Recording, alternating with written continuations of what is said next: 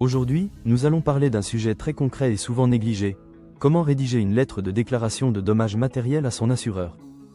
Que ce soit après un accident, un dégât des eaux ou un autre sinistre, savoir rédiger correctement cette lettre est indispensable pour obtenir une indemnisation rapide.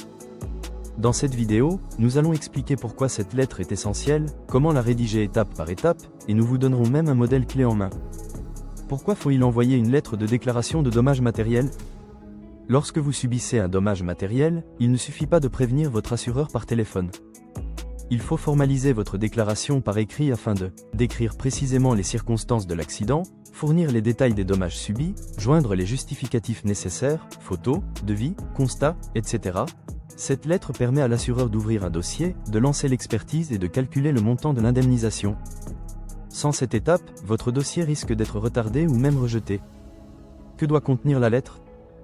Une bonne lettre de déclaration de dommages matériels doit inclure vos informations personnelles, nom, prénom, adresse, téléphone, e-mail, les coordonnées de l'assureur, la date et le lieu de l'accident, une description claire des circonstances, comment cela s'est-il produit, une description des dommages, qu'est-ce qui est endommagé, le montant estimé des réparations ou des pertes, la liste des pièces jointes au dossier, photos, devis, constats, pièces d'identité, etc.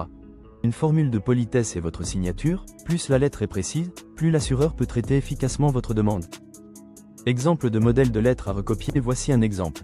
Adressez-vous à l'assureur, Madame, Monsieur, décrivez les faits. Je vous informe que j'ai subi un dommage matériel, date, lieu, suite à, description des faits. Décrivez les dégâts.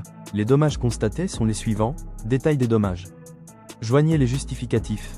Veuillez trouver en pièces jointes les photos, le constat, les devis, etc. Formulez votre demande. Je vous prie de bien vouloir prendre en charge les frais de réparation, estimés à montant. Terminez par une formule de politesse. Je reste à votre disposition pour tout complément d'information et vous prie d'agréer, Madame, Monsieur, mes salutations distinguées. Voici quelques conseils essentiels.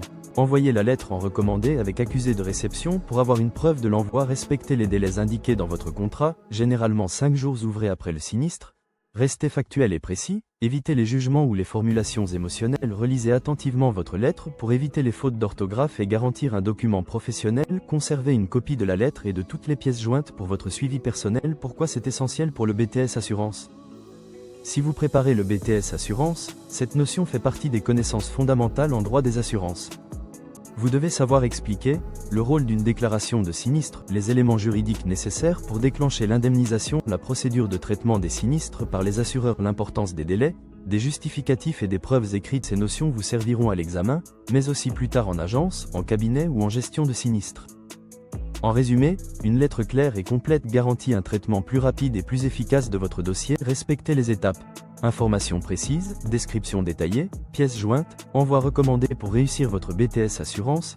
Téléchargez notre e-book complet avec plus de 100 fiches, quiz et cas pratiques pour maîtriser toutes les notions essentielles. Le lien est dans la description.